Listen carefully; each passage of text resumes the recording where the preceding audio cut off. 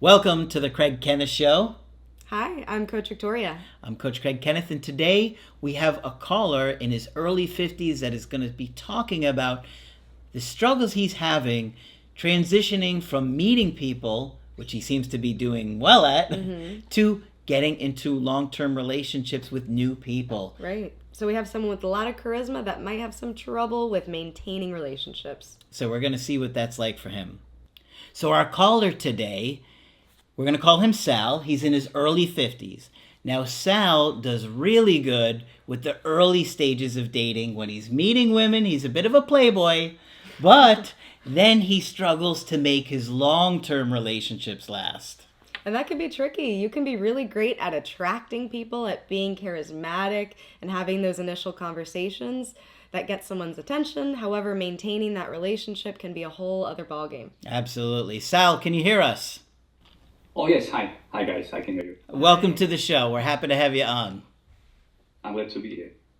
So tell us a little bit about your life and, what your early life was and like with dating. And it sounds like you had a lot of experience with dating. Well, yeah, unfortunately, they didn't last for long because I screw up somewhere in the middle, I guess. But yeah, it all starts, Craig, in high school. I found out that I never had problem approaching ladies in the middle of bar or game or whatever. And funny thing is, I used to write lines for friends of mine, but they were interested in some girl. And I had to see her just to observe what she likes, and I would just write down like 2 or 3 sentences. Now go ahead and say this, say that, and it would be successful most of the time. So you were using your friends as guinea pigs to see what was working. Yeah. Like this test. Yeah, testing my skills. If it doesn't work, you're not like, I'd never try that, but you might like it. Yeah, and many times we were on the phone. A friend of mine was trying to catch up relationship or on the phone because I'm at 50, so everything had to go to the phone. Earlier, you call her, you ask mom and dad to put her on the phone, and I would be right there listening, and I would whisper into his ears what to say, what the response should be. So in the beginning, that was fun game for me, in early 18, 20 something. Was it almost like a game for you to see how well you could do? Yeah, exactly. Yeah, that's exactly how it was. Yeah. Tell us what was that like? Because a lot of people don't even have the ability to approach people like that. What do you think was going on with you that you weren't afraid? I have no idea. Craig, last night I was at the bar picking up a drink, and there was a French lady came over. And I just threw a couple of lines, and she leaned to me, and we started a conversation. But I was with a girlfriend, so I had to go back. I was like, I can't stay here with you. And she found me later, and I was like, you following me or what? But it just comes just instinctively or naturally, or I don't know what to tell you. It just comes, easily. You're fearless. Oh, I don't know that. If I knew, I don't know. I don't think of rejection. Yeah. But if I knew that I was going to be rejected or there's the slightest chance, maybe, I don't know, I can't tell you. I quite often it would be a game, and I would get a phone number. I talk about 20 years ago. Yeah. When I was just at the college at the time, back home where I come from. And as soon as I get a phone number, I got disinterested. No, shit. I don't know. So it does sound like a game. It sounds like there's maybe that chase, that pursuit to see if they'll take the bait, to see if they'll be interested in you, to see if it works. So that's been going on since high school. Correct. Wow. Correct. Yeah. And obviously, love, long-term relationships, it can't be like that. Otherwise, people don't feel connected to you. They feel manipulated, and something just feels off. And it also sounds like... I'm sorry, I interrupted you. Oh, no, I was just going to say, it also sounds like at a certain point, it might be boring to you once they do show genuine interest. You've kind of already won the game in your mind, so there's no point in continuing to try to woo them. Yes, it did happen a few times. I did feel like that, a few times. But then, the funny thing is, my brother told me today, he was talking about something, and he said to me, you said just breaking up and then dating, and then it was like in the beginning, like every man does. Like you don't call, you let it like 3 or 4 days slide, just like it's a game, you know. And then they got interested more for some reason. I know Victoria, see if she's listening, but that's my experience. The less we showed like that we care, the more you girls got hooked up, and the more you pursue. So it was a game for them too. It could be, yeah, it could be, yeah. They want to land the guy that's not interested. Well, I think there's also something there about, boundaries. When you are able to take your time in getting to know someone, then it's more exciting. People in general like other people who do things, who are busy, who have their attention on their life and have goals. So someone who makes you their number one priority, I think in theory sounds really nice, but when somebody's obsessed with you from the first moment, they see you and are texting you and talking to you all the time, then that magic can die down so quickly. Yes, and that's the transition, right? Because if you can't soothe your anxiety, then once you get attached to that person, you start to come on too strong and smother them and make them feel trapped. Now the intention here is different too, because it sounds like you intentionally knew that giving some space in the beginning would have them be more interested. So that's interesting to me. You mentioned Victoria, this is right. Mm-hmm. And that's the thing. In the beginning, and I always give them a lot of space. I don't pursue a lot. I don't smother them. I always give them a lot of space. Even my ex-wife, she reached out to me last month. She wants to come back because the boyfriend that she's with her appears to be very needy. I said, I'm not cut that. That's not going to happen. But the thing is that, yes, I do give a lot of space, even later on. But my problem is Victoria and Craig, and I feel with my daughter the same issue. And I talked to her today about this. She gets really attached to people fast, and that's my problem, Craig. It takes me sometimes weeks. I told you about this girl that I was in kind of relationship with, and you know that.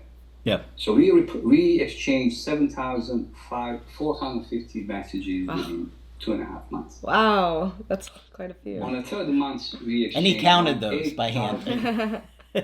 Yeah. On the third month, we exchanged 8,151 messages. Wow. That's after I told him to slow down. And yes, then you did tell me to slow down, and that I'm killing attraction, and it's just insane, right? 8,100 messages. It's insane. And I got hooked up. I mean, crazy about her. You had And massive. what happens, mad. Yeah, it's just. My friends couldn't recognize me. My brother couldn't recognize what I was saying, what I was doing, and that's what happens for all my long-term relationships. But to be honest as well, Craig and Victoria, all of my long-term relationships, although I messed up emotionally myself, all of them, every single one of them, and I lived with 3 of them, they wanted me back. Every single one of them. After a certain time. Ex-wife, exactly a year after, she reached out to me. They're like, oh, he's not like you. All right. He's not like you. He's not like you and me. And your girls love you. And all kind of messages. But in that moment between dating a couple of weeks or months, it usually takes me up to 2 months. And I'm cool, and then I lose my completely. And then they just, looks like they know that, Craig. Like they understand that you put her as a priority. She's everything to me, speaking myself. And then they just start messing up with your head, with your heart, with everything. They can sense it. People can sense it. We do tiny little things that we don't realize. It could be the length of a text message that we send, or the response time, or opening up to them too much. But they can feel that shift that you have, that you're so confident in the beginning that you're no longer, your confidence is gone, and it's like your aura, your mojo, that energy is different. They can feel it. And True. I was thinking the same. You had a lot of experience with early dating, because maybe you could talk a little bit about when you worked on the cruise ship. Yeah, well, that was that was the best experience I had ever. And so we would, I was a bartender. It was 4 years. I was working with the Carnival Cruise Line. And of course, there are ladies from all over the world. Well, it's very easy over there. You know, everybody comes for fun. Nobody comes to make money. Yeah. Just for fun, to explore and to travel for free. But the real challenge was to pick up guests, which was a no policy. You get fired. And then earlier we would like bet a couple of us who's gonna go to a crew lounge and pick up, that girl or this girl, And Would you be in uniform at the time, or you were in your like regular clothes? Later on, at the crew lounge when we would finish our work, sometimes we'd come in uniform, sometimes you'd come, dressed up casually or whatever. Just flip-flops because it's hot, it's Caribbeans. Flip-flops, t-shirt, and just jeans or shorts. But the real challenge was a few of us would, all of us come from former Yugoslavia, just to it, and one was the casino guy, one was a bartender as well. That's the year I would say most successful. And we would just make bets, who was gonna pick up more ladies. The casino guy was actually the best. Because he would mingle all the time. And for some reason casino guys were always, because they were considered white staff, so they would walk around and stay and enjoy bars and everything. They would just dress up, and after work we couldn't. So I had this time frame when I was at the usually I was at a cigar lounge. That was my thing, or a sports bar, because I was the only one who understood all American sports. And that's what we started doing, and that's why I got fired. So how would you talk to people? That might be interesting and helpful to people to know. How do you go up and approach, like, what do you say to people that you've gotten so comfortable? This is funny thing. I don't know. I don't like thinking ahead what I want to say. It just comes naturally. I'll tell you, I was on the phone with a friend of mine who knows that I lost my head over this lady here. He knows everything. And I was on a phone call with him. Go to a bar in Milwaukee. That's how I picked up the latest girl. And she was a bartender, and I just the words just started coming out. And, joking and teasing and some kind of, I would say provocative, erotic context, between us. And she accepted it. She would, go back to me back and forth. But then she just left. She ghosted me the first day. But second day was even better. So I have no idea what I would say. I don't know. It's not like I have the same line all the time. The funny thing is, this friend of mine, a female friend of mine, she said, she works at the Aldi store, and she said, the boys always come to her and ask her, like, what do you do for fun? I said, that's a cliche, that's a fucking old line. Nobody's using that anymore. You just come up with something original. And that's what I do. I just crack a joke or do something stupid. I'll tell you one thing. 2 times in my life, I would eye a girl at a bar, like several days, and I was on my way out, and I just grabbed her hand and walked out with her. Okay. I know. That might not work for everybody. Disclaimer. Do not try this at home. Looks like a lie. I understand it if you could not believe me. But No, I believe it, because when you are that confident, to talk to people, something like that is a lot more likely to happen, because you're so used to just talking to people, not worrying if they're going to reject you or if they're uninterested. So your confidence is through the roof. And I would also say being aware of body language, right? And just the other person's comfort level or not. What I'm hearing is that there's an element of humor, of playfulness that relaxes you and relaxes the person that you're talking to. And I think that's really important in approaching someone. I think a lot of times when people meet on dating apps, there's already this pressure of, this is a romantic setting. You could potentially be my romantic partner, maybe my spouse one day. And there's all this pressure. So when you're meeting somebody organically in the wild, there's this different kind of, how would I put this? It is, Victoria. I was for a couple of months on the dating sites. I don't want to name the dating site, and it's the same question. So what do you do? no. I don't like it. I hate it. So you stay It's away like, for anything ordinary. yeah, it's I don't know. It's like I don't know. It's like you go to grocery store and you're picking something and looking at it like a tomato. Is it good? Is it okay? No. It's not organic. Like you said, it's horrible. No, you see someone, and that's it. If it clicks, it clicks. If it doesn't click, you don't have a story. You don't have a line. But if it clicks, you do have.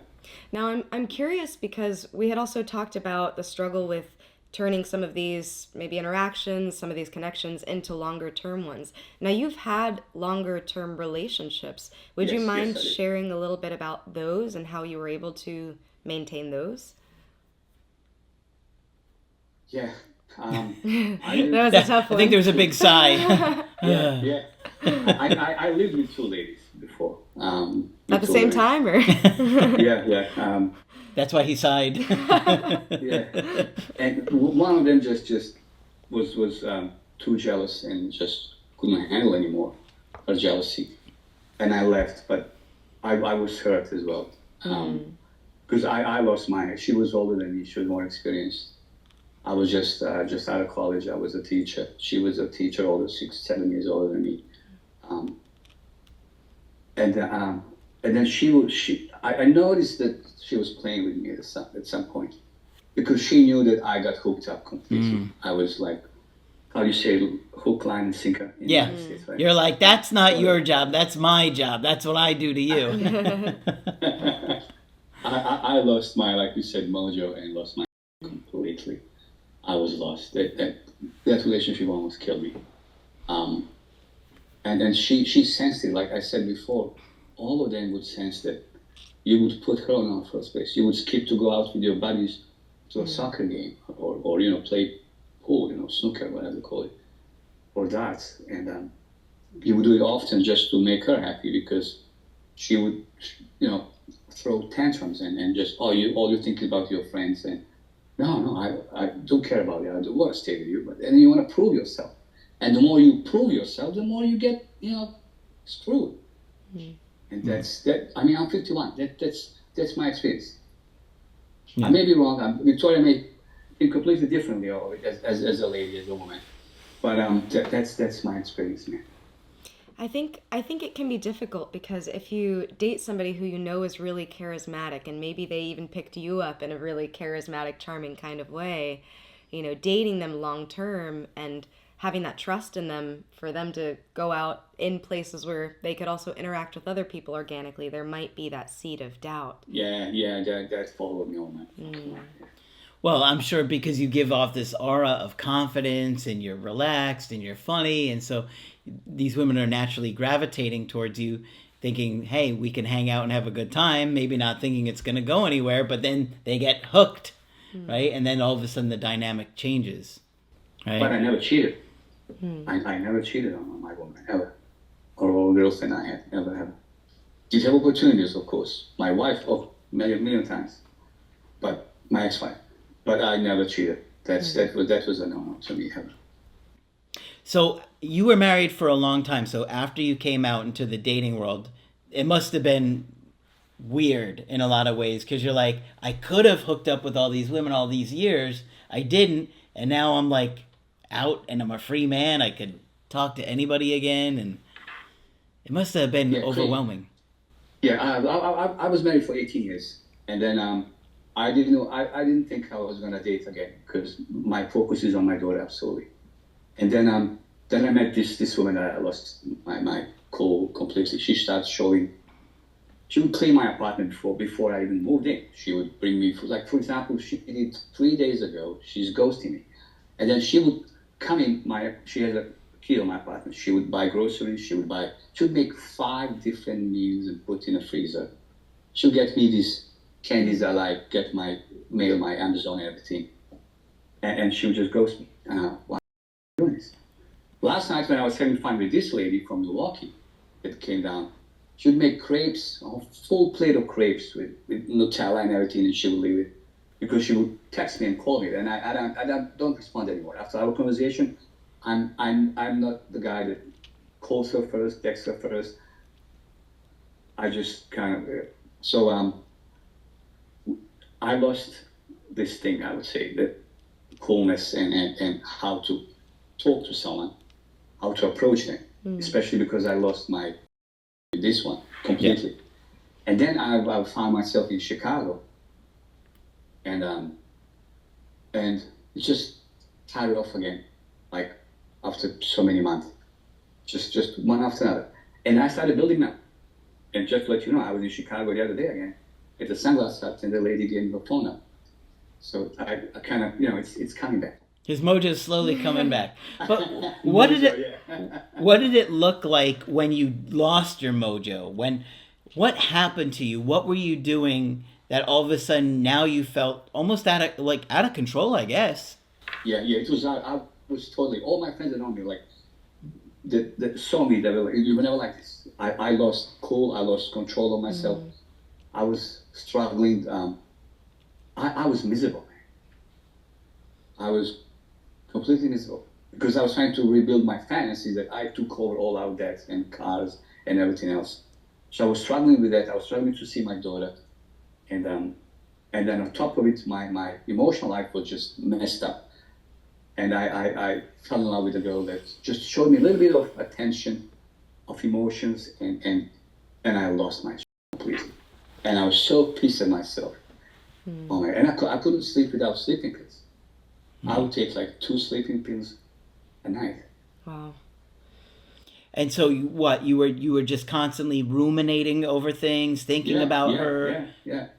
If she didn't reply fast enough, you would just get really anxious. No, she would. We never played those games. As soon as I see read that she read my message, she would reply to me. But there is a kind of there's something that she cannot be with me. There is a big reason. I can't tell you. And I know that she likes me, but the problem is that she's trying to put like a barrier between us, and that was scary at the time. But then I talked to you earlier. You helped me to develop and to cool down significantly. And now I'm at a point when I like it. I'm okay. I'm confident again. I'm the one that doesn't reach out. I'm the one that doesn't respond every single time, or just click a like or love or something. Fuck it. It is what it is. Taking your time. Yeah, and it can be hard. It does hurt me a lot. It can be hard to find that balance. I find that sometimes people getting into a relationship, sometimes they'll use some of those tactics in the beginning where they are, trying to create some space to create some of that attraction. But then if you continue that for too long, then you can become neglectful in the relationship. But the opposite end is when you become too obsessed and too codependent. Now you make them your entire life. And then once that relationship ends, you have, nothing to really hold on to. So that can be a really tricky thing to do, to find that balance. It feels like you're free falling in a way, doesn't it? Yeah. Yes, it does. Exactly.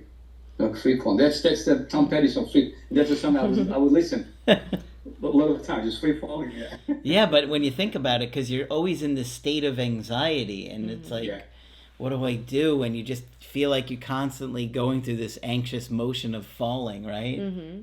And, I bring it up because sometimes I have clients that throughout the relationship, they're using no contact tactics, and it's not working for them because at a certain point, then the other person is wanting reciprocation. They're wanting to be able to connect.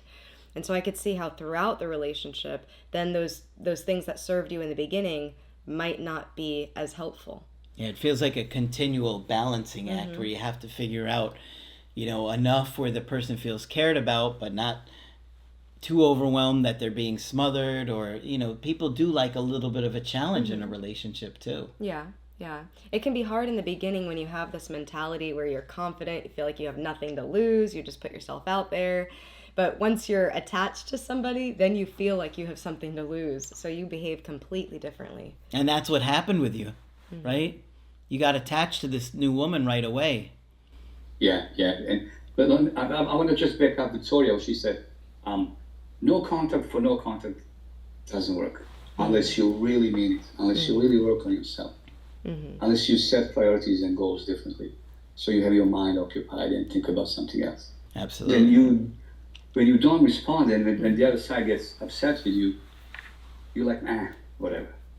Yeah. And that's when they start coming back to you. I mean, at least in this case, that you helped me to go through it, and I'm thankful for it. That's exactly what's going on right now. Well, I'm happy to help you because I know what it feels like to really just want to have a chance to turn it around and not having any idea what to do because it's often the exact opposite of what we want to do to turn it around. You know, you want to send those 7,500 messages. Yeah, that was crazy. Actually, third month, as I said, it reached 151. So, how are things going with you in this new situation now? I know you have another woman visiting you from out of town, and you're not that interested in that situation. No, can you hear me? Yeah. So right now I'm home for 10 days. I'm supposed to see her on Thursday. I was supposed to see her today, but she has to work. And when she texted me that she's gonna be working today, I'm like, I didn't respond. I don't care. I was having fun yesterday with this one. And then she texted me 4 more text messages, and I didn't respond again. And she says, I'm gonna make crepes tonight. I'm like, okay, I'm not gonna be home. And then she got hooked up, and then she started texting again and over again. Okay, I'm gonna bring you home. I'm like, all right. Now, I do want to clarify that the reason that you're doing this with her is because she's telling you she doesn't want a romantic relationship, right? At least that's correct. Yes. Last time I talked to you about it. That's correct, yes.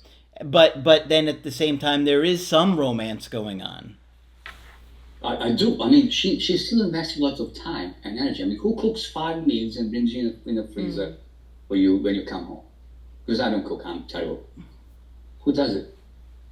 Who goes grocery shop? I mean, she bought some stuff like Kahlua, Bailey's, cocoa powder for some new cocktails that I'm going to be making for us. But at the same time, she said, well, you know, I can't stand, we cannot be 10 minutes alone because that's going to lead to, as it always does, lead to somewhere. And then I'm like, oh my gosh, she's messing with me again. But luckily, I'm at this point that I still like her. I still have strong feelings for her. But I'm at this point again, I'm like, if it happens, happens. If it doesn't happen, just move it on. And that's where we were trying to get you, right? It took a while to get you there. And that's when she starts texting more and calling more. And her voice softens again, so it's nice and soft. And Now, so I understand correctly, you have somebody visiting as well? Yeah. I'm a truck driver. I go away for like 4 weeks, 3 weeks, and I come back. So I met this lady in Milwaukee, and I was seeing her for 3 weeks over there. Okay. And then before I came back to Florida, came back home, she texted me, I got tickets to Tampa. And I'm like, well, I can't have you at the same place I had my daughter. So I got her a hotel on the beach. Mm-hmm. So I've been seeing her last 3 days, and she's leaving tomorrow. So, I got a babysitter last night, and a babysitter tonight. Can I ask, what do you think her expectations are? Have the two of you talked about that? Could you repeat that? I didn't hear you. Oh, I was just curious about what her expectations might be, or if you've talked with her about what she's hoping might happen. With a girl from out of town? Yeah. Well, I told her in the beginning that let's just keep things simple. When we started seeing each other, let's just keep everything simple. You do you, I do me, we do us. That's what I said. And she accepted it and fine with it. And it's super simple. So, I mean, it seems like you've done this so many times before that you kind of let people know that you're not going to lead them on. Or Yeah, that's what happened to my ex-wife. As soon as I met her on a cruise ship, I said, listen, this is just a cruise ship thing. You want to be with me, it's fine. If you don't want to be with me, it's okay.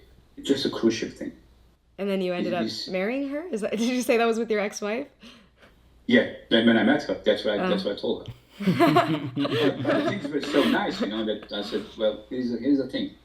The only way they can put us back to a cruise ship is if we were a married couple, because she worked for another company, I worked for another one. So if you want to marry me, and then, we go for next one, and see, where this goes to, fine. But unless we do it at church. When we go to church, then it's, that means it's a serious thing. And for 2 years, we were just married and then going from one ship to another one. And stayed together. We never fought. We never had fights. Just super easygoing. That's what actually happened. Yeah.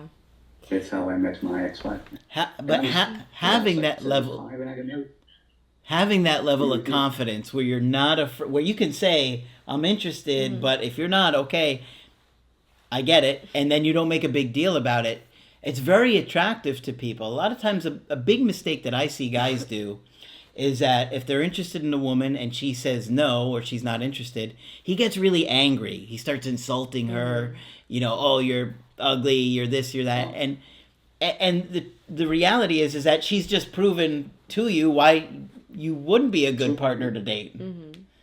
So Yeah, I agree with you. yeah, and so if guys, if you get rejected by a woman, just stay calm and say, okay, you know, I understand. If you change your mind, let me know. A lot of times they will change their mind and they will reach out to you one day, as long as you're not angry and lashing out at them. But that's such a big mistake guys are making. You know, just be respectable. And when you said the confidence, I would add another thing. I was thinking of being honest to her, to this one that came out of town, to my ex-wife. Just you know, be honest. Yeah. Tell them how you feel, how you think. Yeah. And that's what I wanted to achieve. Just to be honest, so they don't think there is a second thought or I'm thinking something or playing some kind of game behind it. Just be honest. Just say how you feel, how you think, and she accepted. And we, as I said, we had been married for 18 years. Yeah.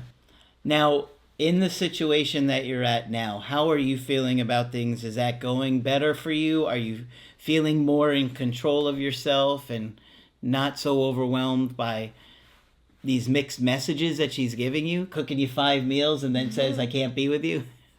Yeah, exactly. That's exactly what happens. It's not just that I get confident, but I'm at the point where I like to be, but I have a control, like you said. I'm in control again. Good. Of my life, of my emotions.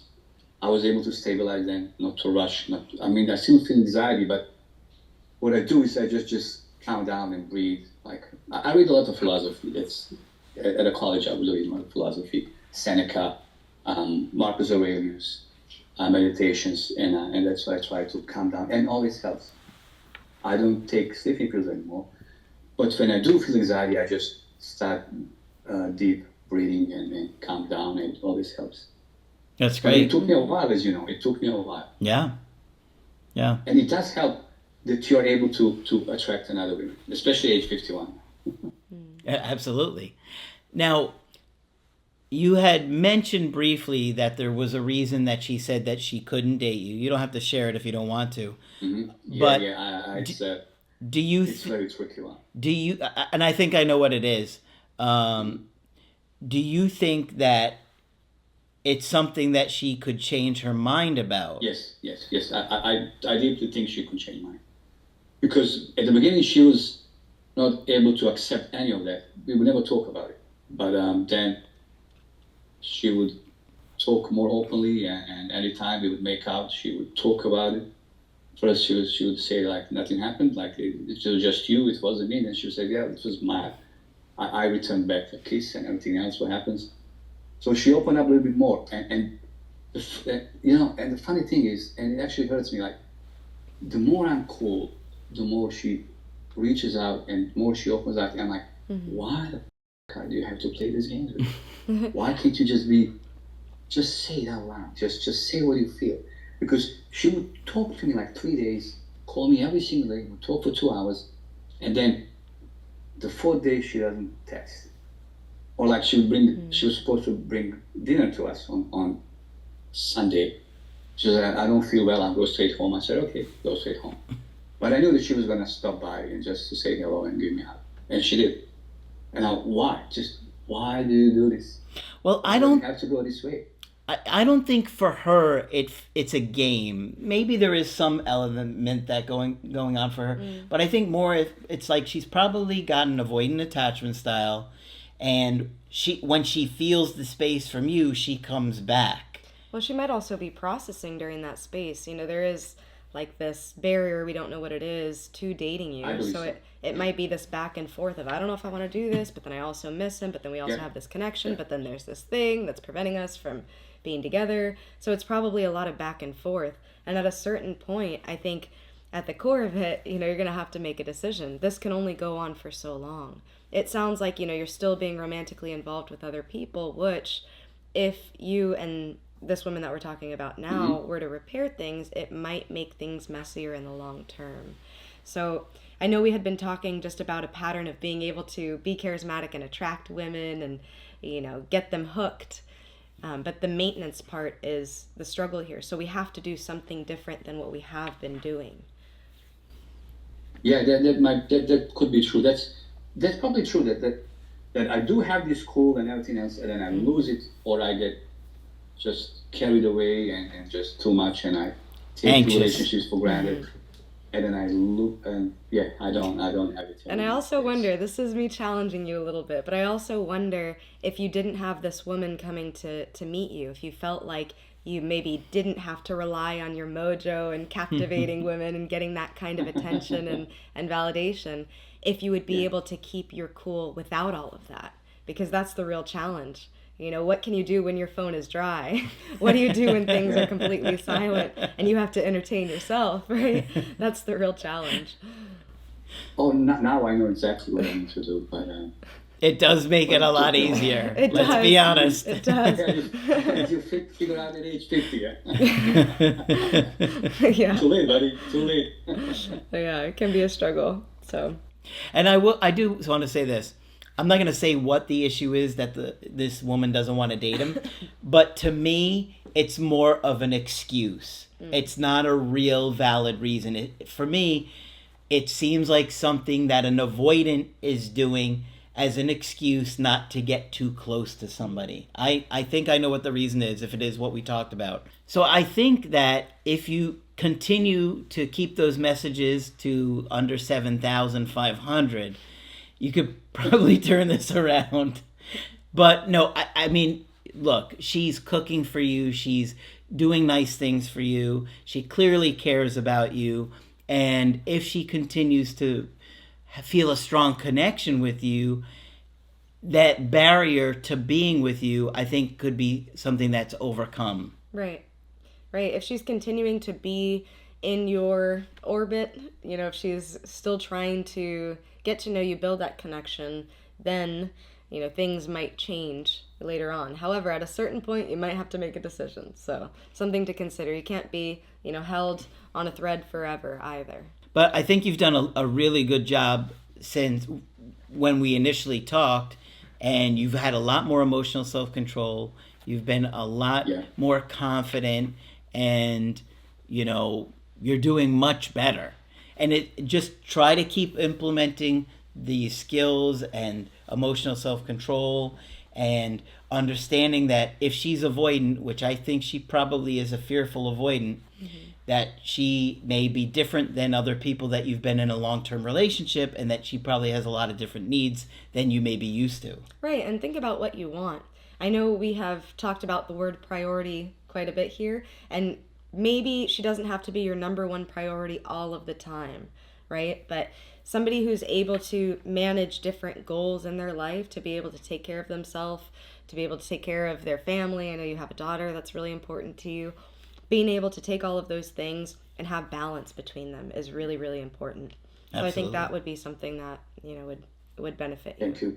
Thank you. That's what I got to work on, to have a healthy balance of everything. It sounds like you've had a very fun life, and it sounds like you may have lived on the extremes in some parts of your life, which is really fun. But I could see that you're craving that stability. You're craving that deeper connection to where you get to a point in a relationship where you're not thinking about, oh, I need to pull away so that she gets closer or not. You want to be comfortable. You want to be able to be vulnerable with your partner. And that's something that I hope for you. I know is possible for you because I can hear that you want it. Yes, you're right. Absolutely. But take it slow and let her continue to, come at you and come to you at her speed. You've been doing a good job when you're no longer chasing her or overwhelming her. And now she's feeling what it's like when she doesn't want to try and have that connection with you, that you're showing her, look, I like that connection. I want that connection with you.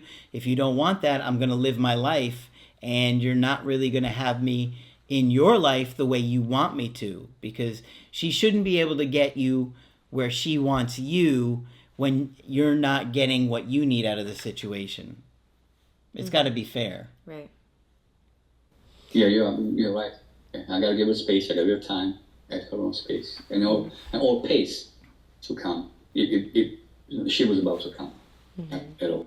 And you guys have a lot that you have in common. You get along so well. I remember we talked about all the things that just flowed so incredibly naturally. Yeah, and that's the hard part, Craig. That I hear a song or there's something I want to share with her, and I know she's gonna love it or she's gonna make her laugh. But if I keep doing this again, I'm gonna push her away from me, and it's so hard not to share. Just keep it for yourself, suck it up, and she's gonna text you, she's gonna call you, and she does. Absolutely. As long as I keep it, to myself, I don't reach out. Yeah. Well, we talked about a lot today, and hopefully this has been helpful to you. It's been great to have you on. Yeah, thank you so much for joining. It's been helpful. Yeah, Craig is helping me turn things around and help me to get myself emotionally and physically, psychologically, actually, under control. Yeah. Well, thank you again for calling, and if you ever want to call the show in the future, we can do that. Thank you, Craig. Thank you, Victoria. Thank you. Bye. Bye.